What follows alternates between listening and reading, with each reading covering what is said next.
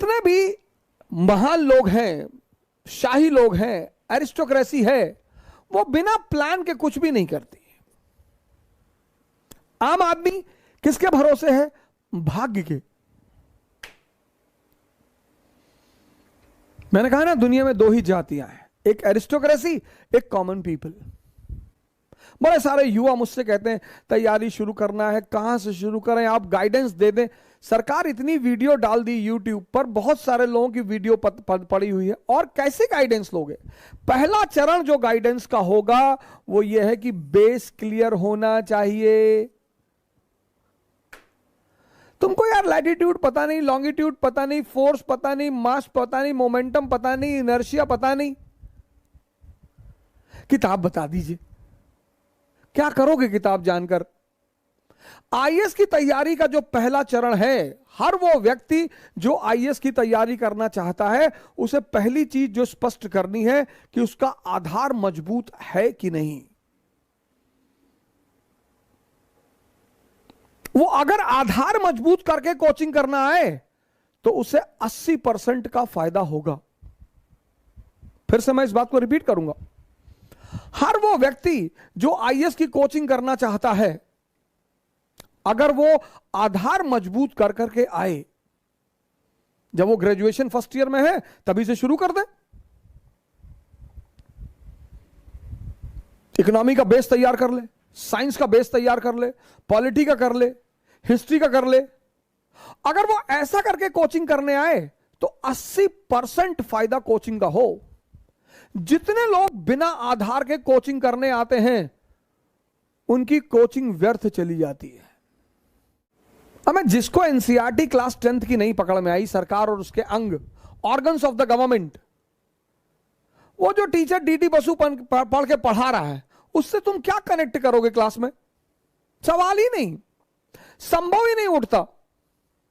98% लोगों की कोचिंग करना व्यर्थ चला जाता है। इसलिए आपके घर में कोई भी अगर तैयारी करने का विचार बना रहा है तो उसको ग्रेजुएशन के प्रथम वर्ष से ही बेस बनाने के लिए कहें। बस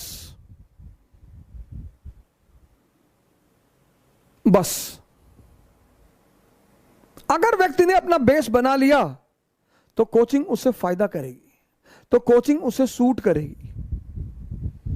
बिना बेसिक्स के कोचिंग करना व्यर्थ है।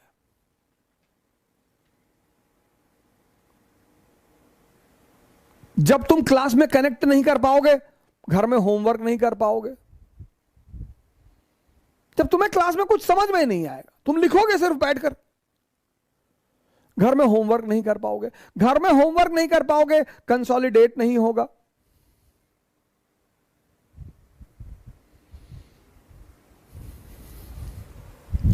प्लान, आम आदमी भाग्य के बल पर जिंदा है, प्लान कर ही नहीं सकता।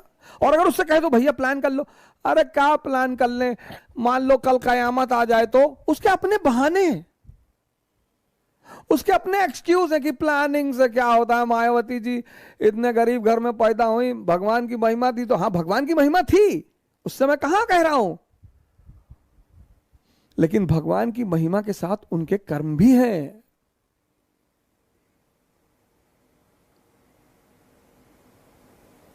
सिर्फ भगवान की महिमा पर नहीं चलती दुनिया। नहीं तो मंदिर का पुजारी का बेटा आईएएस होता, नहीं तो मस्जिद के इमाम के बेटे ही आईएएस होते, नहीं तो चर्च के पादरियों के बेटे ही आईएएस होते और राजा होते। अगर सिर्फ भगवान के बल पर यह दुनिया चल रही होती तो सबसे ज्यादा परिवार किसके खुशी होते? पुरोहितों के। उन्हीं के बच्चे सबसे सफल होते, उन्हीं के बच्चों की अच्छी शादी होती, उन्हीं के बच्चों की नौकरी लगती। पर बड़े सारे लोगों के मां बाप नास्तिक हैं, उनके बेटे बहुत ऊंचाई पर हैं, उनके बच्चे बहुत ऊंचाई पर हैं। आम आदमी भाग्य के बल पर जीता है, महान आदमी